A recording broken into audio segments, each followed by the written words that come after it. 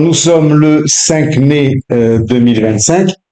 Alors un petit mot sur la cour de Napoléon, parce que Napoléon, qui veut créer sa propre dynastie, reconstitue une cour. Alors on a critiqué cette cour, on dit qu'elle n'avait pas l'aisance, l'élégance des cours royales, c'est peut-être un peu vrai, mais c'est quand même une cour qui a une certaine tenue. La discipline est plutôt militaire à la cour de Napoléon. C'est un peu les caractéristiques de l'Empire. Et dans cette cour, ce qui est remarquable, c'est qu'il y a des personnes qui viennent du peuple. Alors il y a une vieille noblesse ici qui a accepté l'Empire, comme les Ségur ou les La Rochefoucauld, qui continuent leur rôle de courtisans. Et puis il y a les nouveaux nobles, qui sont issus du rang. C'est souvent des militaires qui ont commencé comme sous-officiers et qui sont devenus maréchaux d'Empire, et leurs épouses. Là, en l'occurrence, on a l'anecdote de cette ancienne cantinière blanchisseuse et repasseuse qui avait épousé un sergent, le sergent Lefebvre, et son mari étant devenu maréchal d'Empire, elle va devenir duchesse de Danzig. Alors on la voit ici. On l'a appelée Madame sans gêne parce qu'elle avait un franc-parler qui dénotait à la cour, mais en même temps, elle avait un certain succès par son authenticité.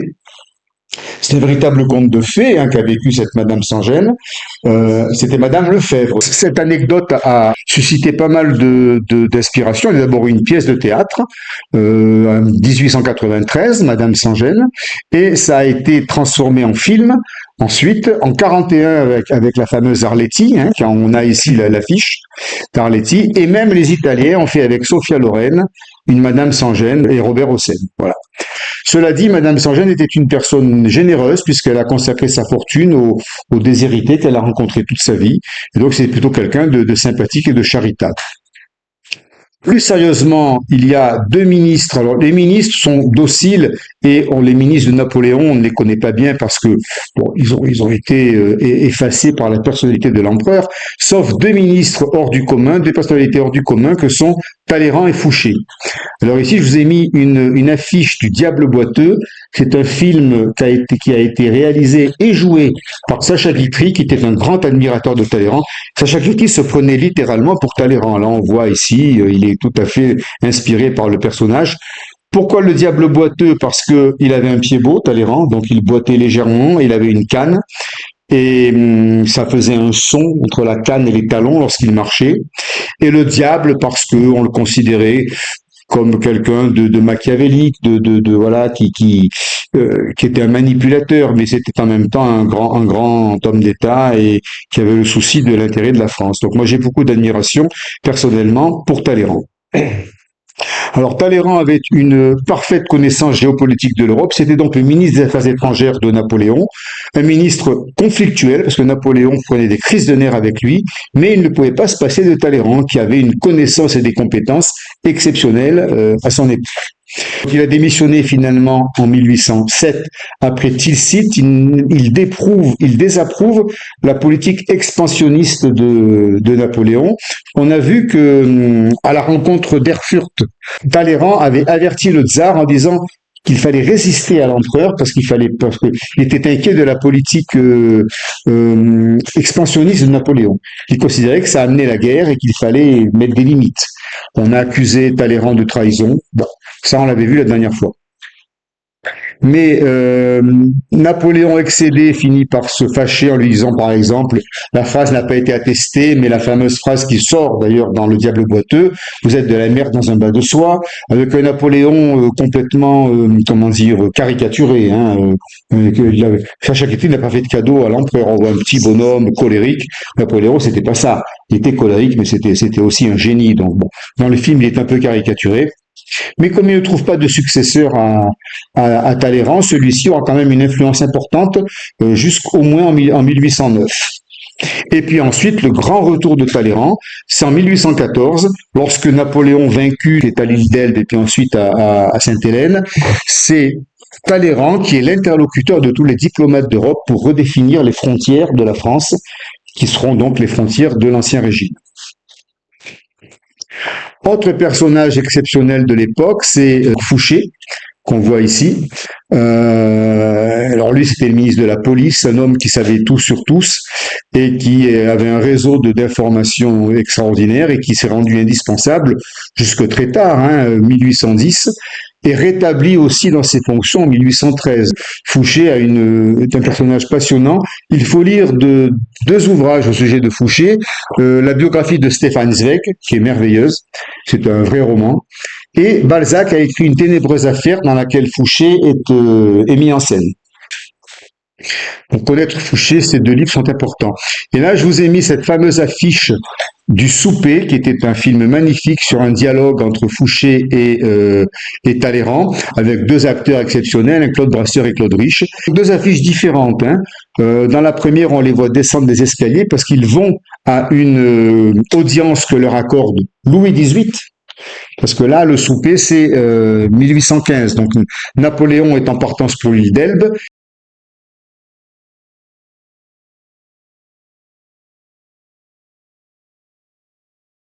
Et la question que se posent ces deux hommes d'État, c'est quel régime politique va-t-on proposer aux Français, à la France? Fouché reste républicain, partisan de la restauration de la République, alors que Talleyrand, lui, voudrait la restauration des Bourbons. Donc ils sont pas d'accord. Ils s'engueulent pas mal pendant le souper. Je crois que Claude Brasseur, Fouché casse quelques verres, mais le dialogue est très intéressant. Et cette photo de gauche, là, où on les voit descendre l'escalier, ça rappelle exactement ce qu'en a dit Chateaubriand. Parce que Chateaubriand, là, à ce moment-là, est de retour. Il était émigré, donc il avait quitté la France pendant la Révolution. Il revient et il observe. Chateaubriand a fait un peu pour la France ce que Tocqueville a fait pour les Américains. C'était un grand observateur politique. Et il a dit, j'ai vu avancer le vice au bras du crime, parce que le vice, c'est Talleyrand, et comme Talleyrand est boiteux, il s'appuie sur Fouché, et Fouché, c'est le crime, puisque c'est un homme qui a fait emprisonner beaucoup de monde, et puis c'était le terroriste, le représentant en mission à Lyon qu'on appelait le mitrailleur de Lyon, et donc il était associé au crime, Fouché, pour ses adversaires. Chateaubriand était plutôt un adversaire de Talleyrand et de Fouché. Cette photo-là montre bien le vice avançant au bras du crime, enfin là c'est la main sur l'épaule, et l'autre à droite, c'est plutôt, on voit les deux acteurs, c'est plutôt une image prise du film Le Souper, voilà. C'est Édouard Molinaro qui avait mis le film en scène sur une pièce de théâtre écrite par Jean-Claude Briseville, c'est récent, en 1989. Voilà. Et alors la scène se passe vraiment à la fin au début de la Restauration. Le peuple de Paris manifeste. Alors là, ça se passe à l'hôtel de Talleyrand, qui est près de la place de la Concorde, et on entend dans le film les vociférations des peuples de Paris qui manifestent à la Concorde parce qu'ils ne veulent pas du retour des Bourbons. Le peuple de Paris ne veut pas, puisque c'était la Révolution qui avait évacué les Bourbons en 1815, ils ne voulaient pas que les Bourbons reviennent. Voilà. Donc on entend les manifestants et en même temps il y a le dialogue entre ces deux personnages. Voilà pour donner un petit aperçu de ce qu'a été la cour c'est très très partiel, mais de Napoléon en 1810. Voyons maintenant un peu la géographie de l'Empire. L'Empire est divisé en plusieurs pays. Le premier, c'est la France. La France au sens strict. Alors cette France, elle a énormément évolué, grossi. Il y a la France qu'on connaît, qui est pratiquement la France d'aujourd'hui. Il y a été adjoint tout ce qu'on a appelé pendant la Révolution la rive gauche du Rhin, c'est-à-dire grosso modo la Belgique, et puis un petit bout de la Hollande. Ensuite, plus haut, le Hanovre est devenu royaume de Hollande. Il a d'abord été donné à à Louis, un frère de Napoléon, et finalement Napoléon a rattaché le royaume de Hollande à la France. Donc la ville de Hambourg, au nord ici, est française.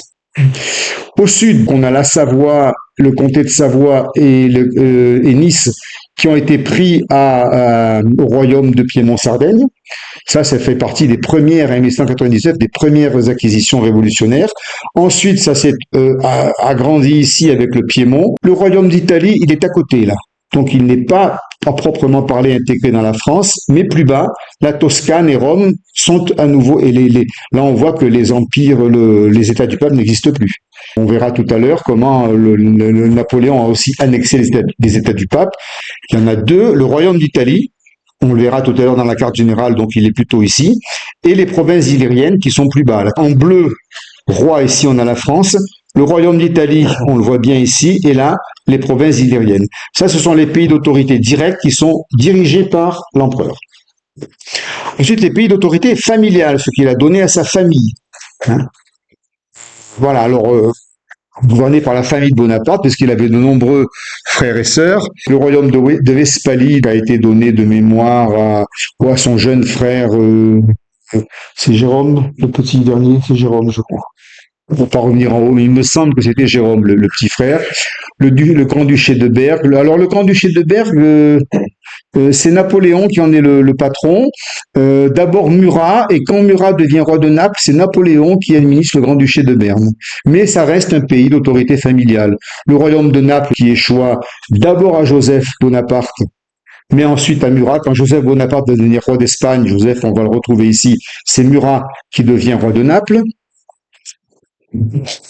L'Espagne, puisqu'il a mis son frère Joseph en Espagne, donc l'Espagne est un pays d'autorité familiale, et la Toscane qui est un petit bout ici, et voilà, c'est sa sœur Elisa qui est duchesse de Toscane. Un petit bout ici au niveau de la Corse. Ensuite, il y a d'autres pays qui appartiennent à l'Empire, il y a les protectorats, donc toute la confédération du Rhin, tous les petits États allemands là ici sont confédérés en confédération du Rhin. Ça devient des pays associés sous protectorat de l'Empire français. La Confédération de Suisse, ici, Bâle et Genève. Les protectorats, ça s'arrête à la Confédération de Suisse et au Grand-Duché de Varsovie. Le Grand-Duché de Varsovie, vous l'avez ici, c'est du bleu. Ensuite, c'est les pays associés, hein, c'est les pays alliés, contraints par la défaite à s'associer à la France. Donc là, on retrouve la Prusse, l'Autriche et la Russie, qui sont considérés comme associés à l'Empire. Voilà. Après, il y a d'autres pays alliés à la France, le Danemark et la Norvège, qui ont fait le choix, par opposition à l'Angleterre, hein, d'être plutôt amis de la France. Danemark et Norvège, c'est ici. La Suède, on le verra, c'est un général d'empire, Bernadotte, qui va devenir roi de Suède, avant de se retourner contre Napoléon au moment de la campagne de France, la campagne d'Allemagne, la campagne de France. Dans un premier temps, la Suède, avec Bernadotte, est tout de même un pays allié de la France. Par le traité de Tilsit, la Russie avait annexé la Finlande au détriment de la Suède. Donc la Suède, ici, avait perdu la Finlande, qui était annexée à la Russie. Ça, c'est Tilsit. Voilà. Et ensuite, les pays adversaires il y a l'Angleterre. L'Angleterre et les pays protégés par l'Angleterre, c'est-à-dire le Portugal, la Sardaigne et la Sicile. Ça fait pas beaucoup. Hein. Vous voyez, c'est les pays en rouge, là. Donc, l'Angleterre a conservé la main sur le Portugal puisque on a vu que Masséna n'était pas arrivé à prendre Lisbonne. Et puis, la Sardaigne et la Sicile restent sous protectorat de l'Angleterre. Voilà. Tout le reste est napoléonien. Les États pontificaux ont totalement disparu. On va voir tout à l'heure qu'est-ce qui s'est passé avec le pape. Les États pontificaux ont été rayés de la carte. Alors, il reste dans cet empire ce qu'on appelle une dimension révolutionnaire, parce qu'il y a quand même trois notions politiques très importantes qui sont héritées de la Révolution. C'est l'abolition des privilèges. Il n'y a plus la noblesse féodale qu'il y avait avant. Tous les serfs sont affranchis, les droits féodaux sont abolis. Ça, c'est quand même important à préciser. Une égalité civile, parce que le Code civil établit l'égalité entre les citoyens devant la justice. C'est plus la justice du seigneur contre la justice du serf. C'est le Code civil. Et puis, la tolérance religieuse, qui abolit le vieux principe de tel prince, telle religion. Le prince ne donne plus la religion de son pays. On a une tolérance religieuse. Et ça, ce sont quand même des héritages révolutionnaires que l'Empire a maintenus en Europe. En revanche, s'il a amené un peu de justice et d'égalité, l'Empire français est haï en raison des lourdes charges qui pèsent sur les pays, parce que financer les campagnes, c'était souvent les populations extérieures qui payaient. Au niveau économique, les gens n'étaient pas contents. Au niveau économique, d'ailleurs, l'empereur n'est pas un libéral, il se méfie des économistes, et il appartient à ce qu'on a appelé le courant mercantiliste.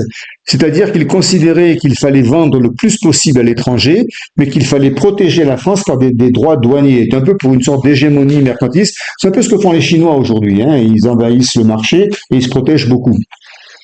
Bon, j'ai donné une petite définition du mercantilisme parce que c'est une notion qui a disparu aujourd'hui, hein. Donc les mercantilistes sont des théoriciens de l'économie qui garantissent la richesse d'un pays à partir de trois principes. Il faut des réserves d'or et d'argent. Ça, à l'époque, c'était très important. Une balance commerciale excédentaire, c'est-à-dire exporter le plus possible et importer le moins possible. Et un État interventionniste, c'est-à-dire l'État intervient dans l'économie du pays. Une politique volontariste. Euh, et puis des monopoles avec des réglementations assez strictes qui maintiennent ces monopoles. Voilà. Et le blocus continental que Napoléon veut mettre en place au détriment de l'Angleterre est comment dire, l'incarnation de cette politique mercantiliste. Dans cet empire français, il y a quand même des opposants et l'un des premiers opposants va devenir l'Église. Alors, la papauté, c'est très paradoxal parce que, souvenez-vous, Napoléon, au moment du consulat, il réconcilie la France avec le pape, avec le concordat. Il faisait la campagne d'Égypte, ça se passait très mal entre le directoire et le Vatican, puisque le pape Pie VI, qui était juste avant Pie VII, là, était mort en exil. Il a été donc kidnappé en quelque sorte par l'armée française du directoire et il est mort en exil, le malheureux. Donc c'était quand même c'était l'héritage de la politique de déchristianisation que la Révolution française avait quand même mis en place en France. Et quand Napoléon arrive d'Égypte, il établit le concordat avec la papauté. Donc on pensait que ça allait bien se passer entre lui et le Vatican. Mais en fait, Napoléon avait une conception tout à fait gallicane de la religion. Le gallicanisme, j'en avais déjà parlé plus tôt, au moment de la Révolution française. Son origine, il faut la chercher avec Philippe le Bel, alors Philippe le Bel, hein, c'est 1300, hein, c'est le début du XIVe siècle. Philippe le Bel ne supportait plus que, là je fais une petite digression sur le gallicanisme, que la papauté donne des ordres aux souverains. Rappelez-vous les croisades. Sur une bulle du pape, je sais plus, Urbain VIII, je crois, tous les souverains d'Europe partent au tombeau de Jérusalem.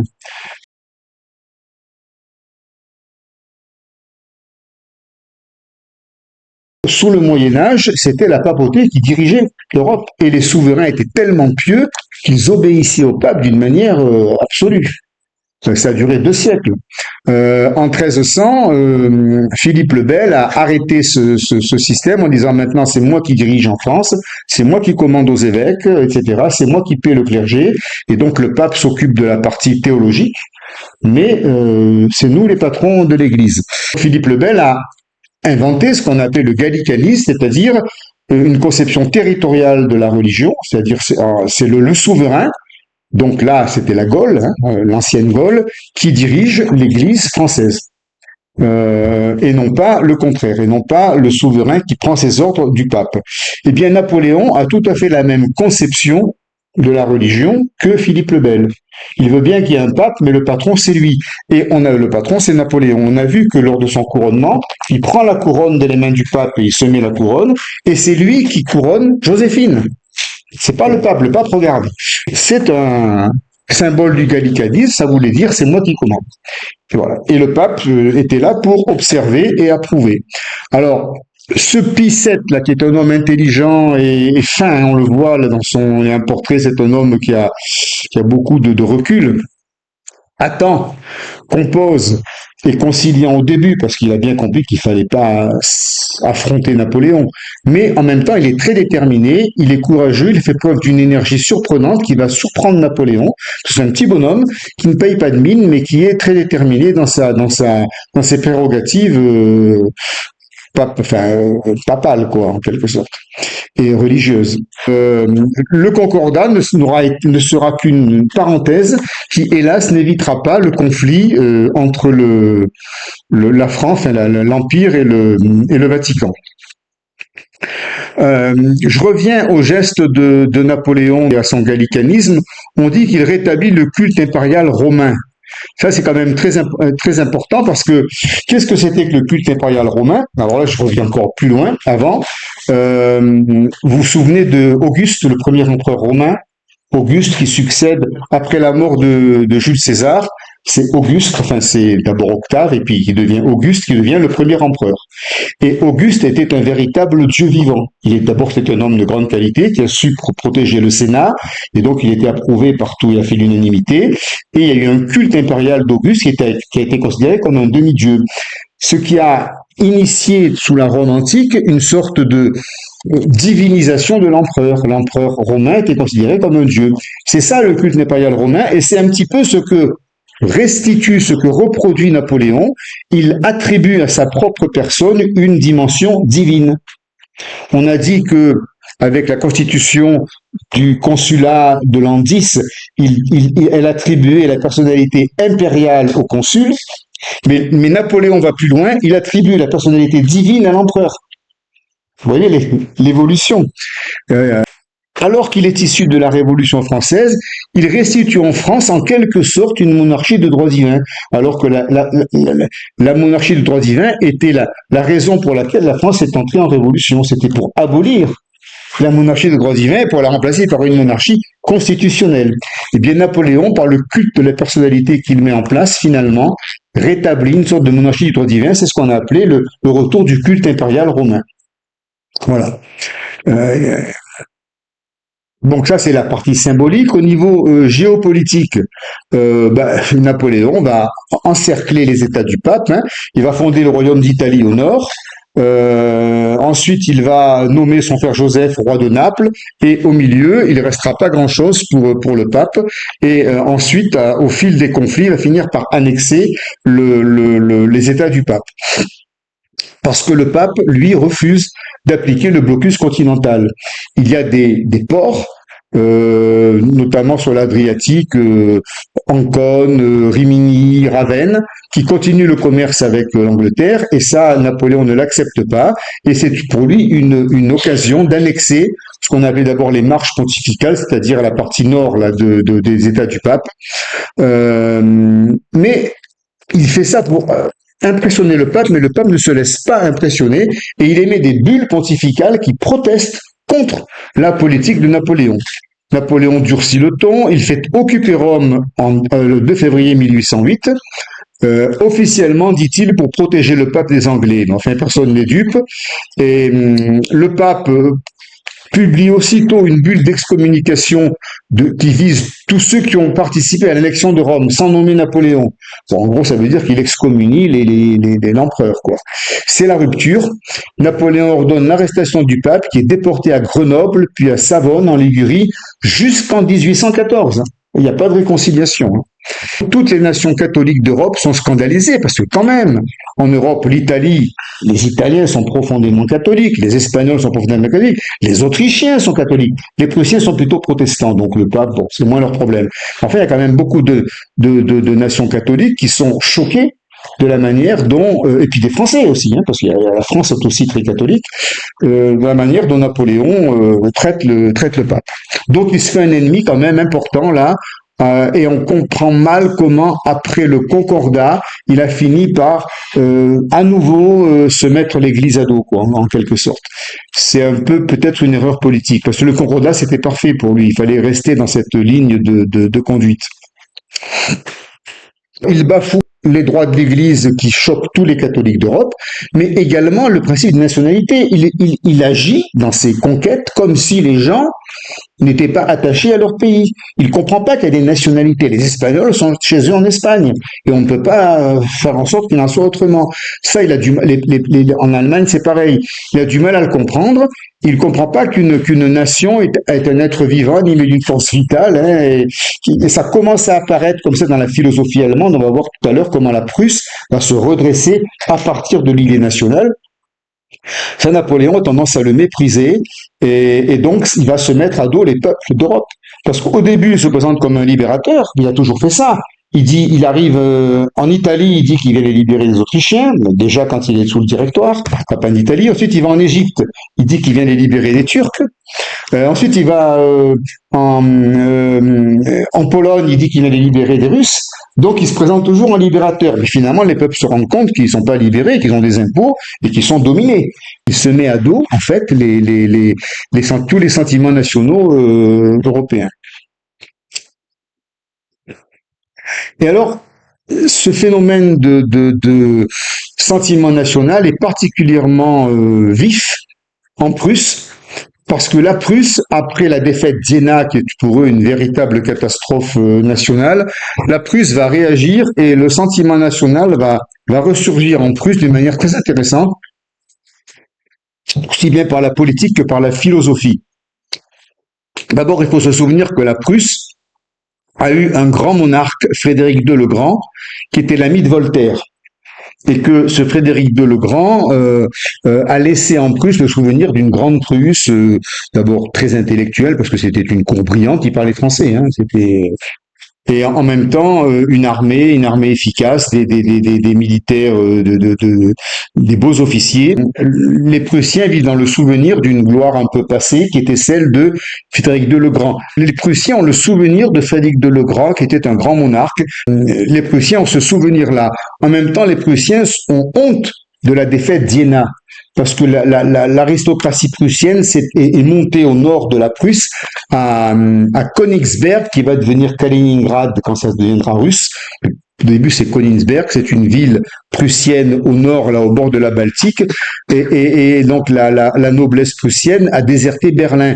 Et c'est une cour honteuse qui fait honte au peuple de Prusse. Ils ont l'impression que leurs dirigeants, leurs nobles, ont fui et se sont cachés en face de la puissance napoléonienne. Et c'est une princesse, la princesse Louise Augusta, on l'a déjà vu un petit peu aussi, l'épouse du très très effacé Frédéric Guillaume III, qui toute jeune, à 33 ans, devient le symbole de la résistance prussienne. Donc ça fait ressurgir le sentiment national prussien d'une manière très forte au moment du traité de Tilsit en 1808. Et pour anticiper un peu, ayons à l'esprit que cette princesse qui va mourir tôt, elle meurt en 1810, mais elle aura un fils qui s'appelle donc, avant d'être roi, Guillaume Frédéric Louis de Hohenzollern, qui va devenir le grand Guillaume Ier, le père de l'unification prussienne, le premier empereur allemand qui a été couronné, où et par qui? En 1870, à Versailles, par Bismarck, après la débâcle de Sedan, la chute du Premier Empire.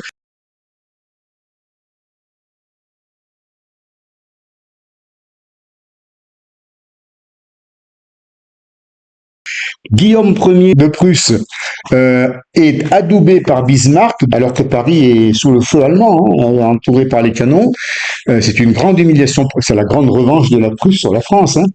C'est le grand Bismarck, parce que Bismarck, pour les Prussiens, c'est un homme immense. Il a assuré la suprématie de la Prusse au XIXe siècle. Il sacre son empereur, Guillaume Ier, empereur d'Allemagne, et c'est le fils de Louise Augusta. C'est beaucoup plus tard, hein, c'est 60 ans plus tard. Mais voilà, c'est un retour de l'histoire. Et Napoléon dira de cette Louise Augusta, qu'il a connue un peu, c'était la seule véritable reine de cette époque. Donc il rend hommage quand même à cette reine Louise Augusta. Alors là, je vous ai mis ces trois fameux personnages. Le père fondateur Frédéric II de Prusse, l'ami de Voltaire, donc avec les années, parce que ça c'est quand même sous Louis XV, hein, 1740-1786. La jeune reine Louise Augusta, qui meurt en 1810, et son fils Guillaume Ier, qui va devenir empereur d'Allemagne, qui meurt en 88. Donc vous voyez, c'est beaucoup plus tard. Voilà les trois personnages qui représentent la résurgence prussienne. Alors nous, évidemment, Français au XXe siècle, on a les mauvais souvenirs, parce qu'après ça va donner le Troisième Reich, tout ça. Mais enfin, eux sont pas responsables du Troisième Reich, hein, attention. Hein. C'est la résurgence de la Prusse, plutôt comme une résurgence nationale, mais pas encore impérialiste. On n'est pas dans la dynamique du Troisième Reich, pas du tout. Hitler va exploiter ce sentiment-là pour faire sa politique, mais on ne peut pas, eux, les tenir responsables de ce qui va arriver au XXe siècle. Et alors, parallèlement à ces dirigeants politiques, un grand philosophe allemand fait à l'époque parler de lui, qu'aujourd'hui on connaît moins, c'est Fichte. Johann Gottlieb Fichte, qui s'adresse par des discours à la nation allemande et qui marque l'acte de naissance du nationalisme allemand. Mais ce nationalisme allemand n'est pas un nationalisme agressif, raciste, comme celui de Hitler que nous, on a connu au XXe siècle. Le nationalisme allemand est fondé sur l'éducation comme pilier de la nation, donc il fallait absolument éduquer les gens pour avoir un peuple uni et vertueux. C'est très révolutionnaire hein, comme philosophie. Un patriotisme culturel, fondé sur l'identité allemande à travers la langue, la culture, la philosophie, et une souveraineté nationale, bien entendu, donc on ne pouvait pas se vivre sous le joug napoléonien. Une liberté intérieure des citoyens qui devaient travailler à leur émancipation intellectuelle, morale, spirituelle, donc une volonté d'éduquer le peuple, hein, voilà. Et ce romantisme allemand s'appuie beaucoup sur la notion d'amour de la nature, de spiritualité et d'émotion qu'on ressent vis-à-vis de la nature. Il y a quelque chose de très romantique quelque part. Hein. C'est une idée d'une émotion d'une communication entre l'homme et l'univers. Quoi. C'est un petit peu comme ça que le romantisme allemand se présente. La nature est perçue comme une force vivante. La spiritualité prend beaucoup de place, la quête du sacré, la notion d'idéal supérieur, avec les mythes germaniques et les traditions populaires, bien entendu, qui entretiennent ça, mais ça, nous, on les connaît pas, c'était dans les traditions locales. Et puis aussi, un goût pour la rêverie, l'intériorité, la sensibilité, l'émotion, oui. Tout ce qui a fait le romantisme allemand de cette époque-là, qui prône une sorte de réenchantement du monde. Et nous, Français, on pourrait comparer cette, philosophie du merveilleux, du réenchantement, et la mettre en opposition à ce que nous, on a vécu en tant que Français au XVIIIe siècle, au niveau du siècle des Lumières, par les encyclopédistes qui étaient des rationaux, des mathématiciens, des scientifiques, qui voulaient le règne de la raison, et qui n'étaient pas du tout dans le romantisme. Il y avait en France, les Lumières ont amené plutôt une rigueur intellectuelle, je dirais très cartésienne, alors que les Allemands étaient dans le romantisme, dans l'amour de la nature, dans le sentiment, hein, voilà, de l'existence, voilà. L'université de Berlin à l'époque, en 1810, incarne ce renouveau allemand qui va culminer, selon moi, avec deux personnages célèbres, Wagner et Nietzsche. Wagner meurt en 1883, la même année que Karl Marx. 1883. Wagner, alors vous connaissez les musiques de Wagner, hein, c'est un peu comme Beethoven, quoi, ça. Beethoven d'ailleurs est dans cette, voilà, ça prend les tripes, quoi, voilà. C'est très des Valkyries, là. la charge des Valkyries, tout ça. Oui. Et alors Nietzsche, lui, qui prône la philosophie du matin, l'amor fati, l'amour de la vie, hein, parce que Nietzsche est l'amour de la vie, il a été très caricaturé, Nietzsche. Hein. On est bien dans la philosophie allemande du 19e siècle, qui commence à ce moment-là, sous l'Empire français. Et alors, je me permets comme commentaire personnel, il paraît évident que l'Holocauste nazi, qui est une catastrophe d'abord pour les Allemands au XXe siècle, va définitivement détruire cet élan vital, romantique et intellectuel qui caractérisait l'Allemagne au début du XIXe siècle. Voilà, ça va s'arrêter malheureusement avec ce qui va se passer dans le Troisième Reich. Alors que Hitler a exploité ça. Ils sont même allés jusqu'à travestir des écrits de Nietzsche pour dire, voyez, Nietzsche, il parle comme nous. Il y a eu un véritable hold-up culturel. On va maintenant aborder la grande partie de l'écroulement de l'Empire. Alors là, j'anticipe, mais l'écroulement de l'Empire commence avec l'idée du blocus continental, l'idée qu'il fallait absolument maîtriser le Portugal et l'Espagne, et ensuite aller en Russie pour imposer le blocus continental à Alexandre Ier. C'est comme ça que l'écroulement de l'Empire va finir par devenir une fatalité. Alors d'abord, ça commence par une dégradation des relations entre la France et la Russie. Là, je vais passer un peu vite. Aussi bien Napoléon que Alexandre Ier ne sont pas contents du traité de Tilsit. Ils se suspectent mutuellement. Napoléon est persuadé qu'Alexandre Ier ne joue pas le jeu, qu'il commerce avec les Anglais dans ces ports un peu éloignés. Et Alexandre Ier pense qu'il ne peut absolument pas appliquer les quatre volontés de Napoléon.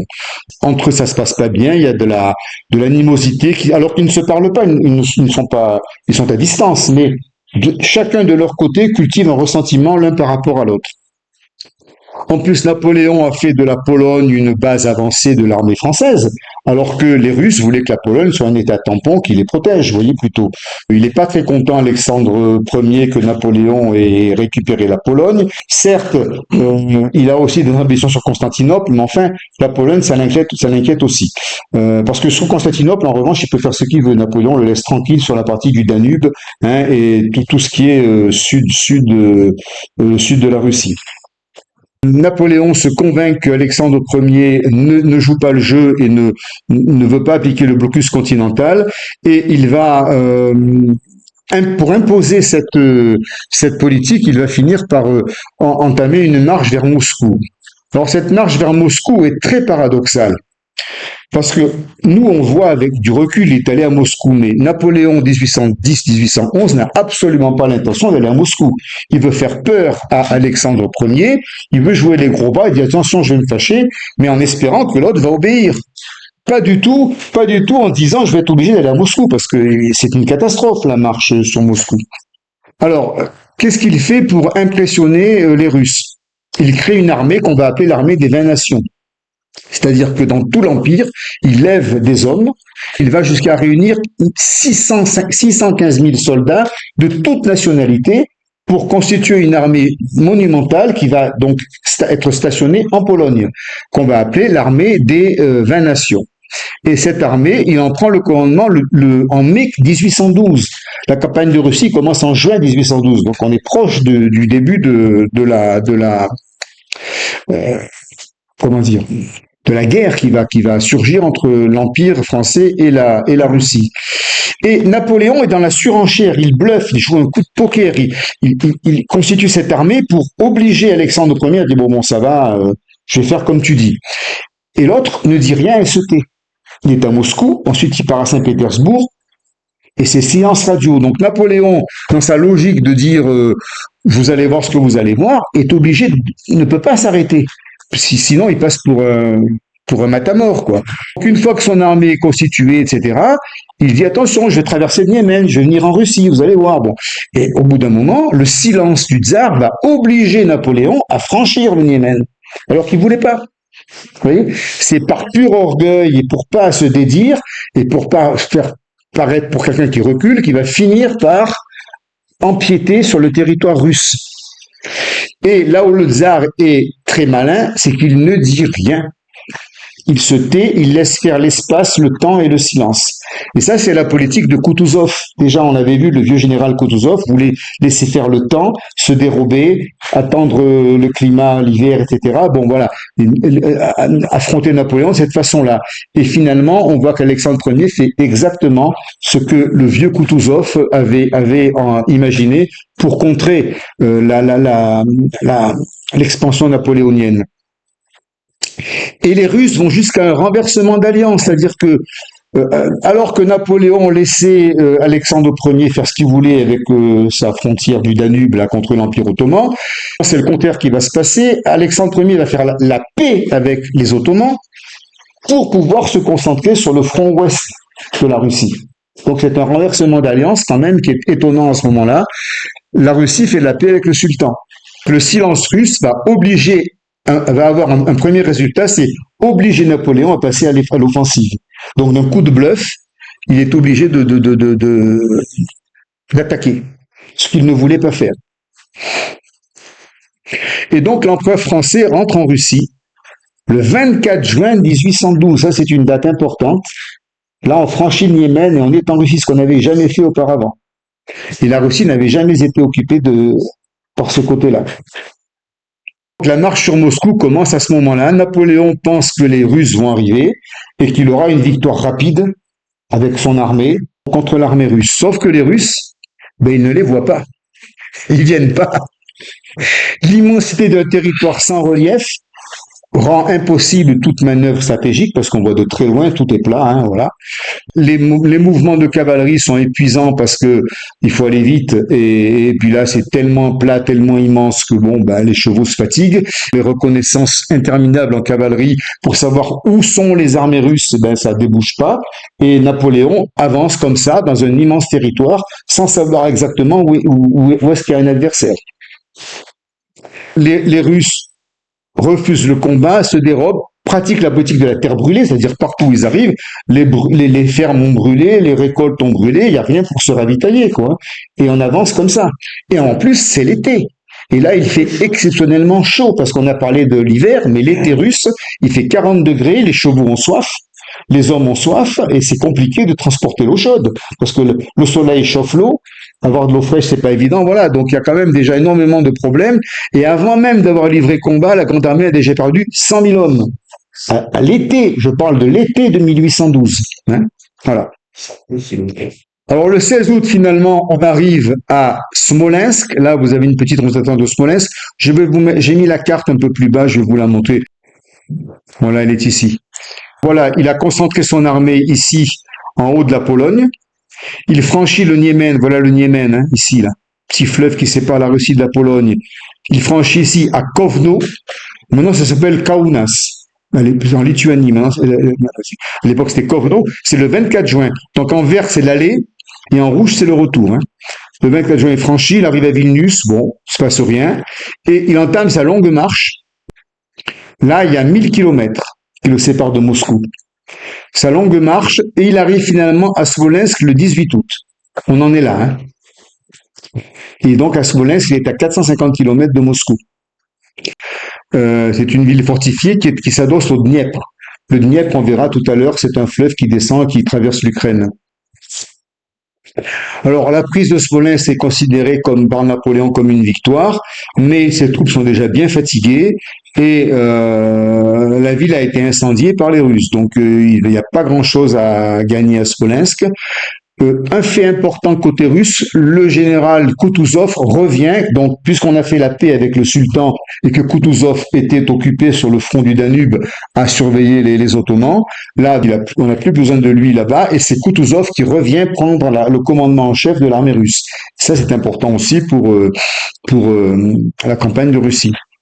Alors, cette grande armée s'étire sur des dizaines, voire des centaines de kilomètres, parce que 615 000 hommes sur des routes étroites qui font 5 mètres de large, avec les chariots au milieu, vous imaginez, ça fait des dizaines de kilomètres de long. Donc, elle est complètement éparpillée, elle n'est pas en ordre de bataille. Il n'y a pas de front, il n'y a pas de... Voilà. Et que font les Cosaques à ce moment-là? C'est facile pour eux. Ils prennent des petits détachements isolés, ils attaquent, ils tuent, voilà, et c'est facile pour eux. Ils font comme les Indiens faisaient au Far West, hein, exactement pareil. Bon, bon an, mal an, l'armée française quand même arrive à progresser et à arriver près de Moscou. Et là, avant Moscou, il y a une petite rivière qui démarre, qui s'appelle la Moskova, et qui finit par traverser Moscou. Et à la Moskova, Kutuzov, qui ne veut pas que Napoléon entre dans Moscou, finit par accepter la bataille et à Borodino, une bataille oppose Kutuzov, 130 000 hommes de chaque côté, oppose Kutuzov à l'armée française. C'est la fameuse bataille de la Moskova. C'est quand même un massacre de chaque côté, même si c'est considéré comme une victoire française. Mais enfin, c'est parce que Kutuzov, au bout d'un moment, se replie. Voilà, donc c'est pour freiner Napoléon. Mais Kutuzov ne parvient pas à empêcher Napoléon à rentrer dans Moscou. Et le 14 septembre, il est parti le 24 juin, juillet, août, septembre, donc un peu moins de 3 mois après, il entre dans Moscou pour découvrir une ville déserte. Les 250 000 habitants de Moscou ont été évacués et la ville et des incendies gigantesques éclatent au moment où les Français arrivent dans Moscou.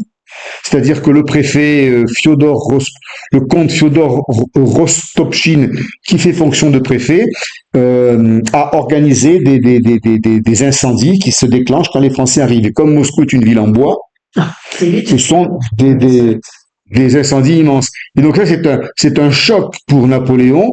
Il voit que les Russes, ils croyaient qu'ils allaient donner les clés de la ville, qu'ils allaient négocier. Il n'y a personne. Ils mettent le feu, ils s'en vont, tout est brûlé, enfin. Il se dit, mais les Russes ne sont pas des gens normaux, quoi. Ils ne fonctionnent pas comme tout le monde. Voilà. C'est au niveau Napoléon est tout à fait désarçonné de voir ça. Et le tsar qui est à Moscou occupé, le tsar attend l'hiver à Saint-Pétersbourg, parce que les Russes savent maintenant que l'hiver va arriver fin octobre. Ça va être encore plus dur pour les Français. Tu as marqué tout à l'heure que Il y a 130 000 hommes dans chaque armée. Alors, Ça veut je- dire qu'ils ont démarré à 650 000. oui, mais ils sont pas tous ensemble. Ah, À d'accord. la bataille de la Moscova, comme l'armée est dispersée sur des centaines de kilomètres, Ouais. c'est pas toute l'armée, parce que c'est pas possible. Le drame de la campagne de Russie, non, ils sont pas tous morts, c'est qu'on ne peut pas rassembler tout le monde au même endroit, comme dans des batailles traditionnelles, tu vois. Donc, l'effectif ne veut rien dire. Ils sont tellement étirés sur une longue distance que bon, ils rassemblent une avant-garde, voilà, celui qui décide qui va livrer la bataille. Donc là, il y a 130 000 hommes, mais c'est pas la totalité de l'armée française. Alors là, Napoléon comprend son échec. Il comprend que il a gagné militairement, mais qu'il a perdu stratégiquement. Et pour lui, c'est un drame parce qu'il n'imaginait pas qu'on puisse que cette situation puisse arriver. Il n'a pas d'adversaire et il commence, à faute d'adversaire, il ne comprend pas ce qui se passe. Il ne sait pas où sont les Russes. Il voit que des flammes et de la fumée. C'est quand même terrible. Tout à l'heure, vous verrez une photo de... Et on a le témoignage par le général Colincourt, qui était son officier d'intendance, qui était toujours avec l'empereur, et qui avait écrit ses mémoires. Et Napoléon dit, ces Russes ont un caractère différent de tous les autres peuples. Il est aussi admiratif quand il voit l'horizon en flammes. Quelle énergie, quelle résolution brûler une si belle ville. Donc, c'est comme s'il se disait, j'ai affaire à plus fort que moi. Les Russes, dans leur détermination, démontrent que Napoléon n'est pas le plus fort. Et dans une détermination de la chaise vide, il n'y a pas d'affrontement. Donc c'est quand même très déstabilisant pour un homme qui n'a toujours su que dominer un adversaire. Voilà. Alors il écrit des lettres sur lettres au tsar pour négocier une reddition, et le tsar s'emmure dans ce que j'ai appelé ça la plus impénétrable des forteresses, c'est le silence.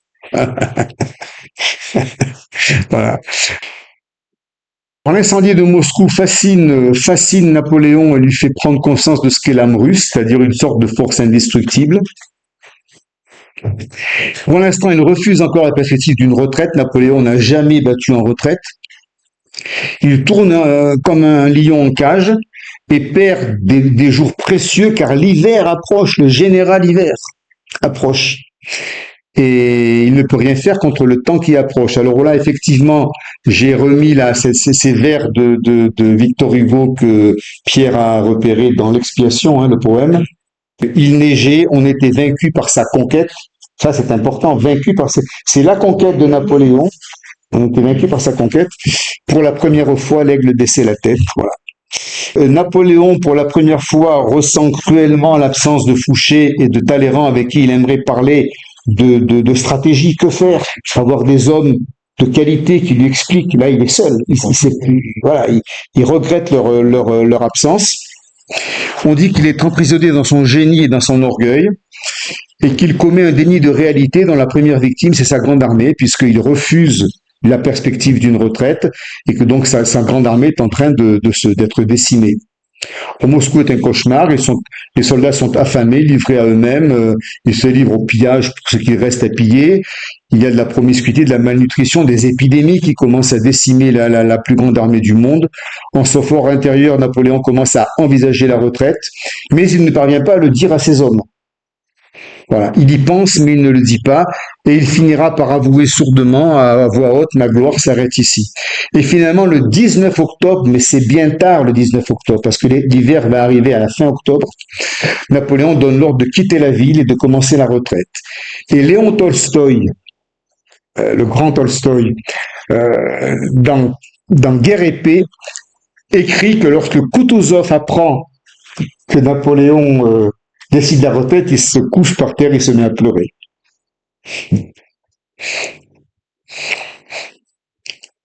Là, vous avez donc une photo une parmi beaucoup de gravures de l'incendie de Moscou, septembre-octobre 1812.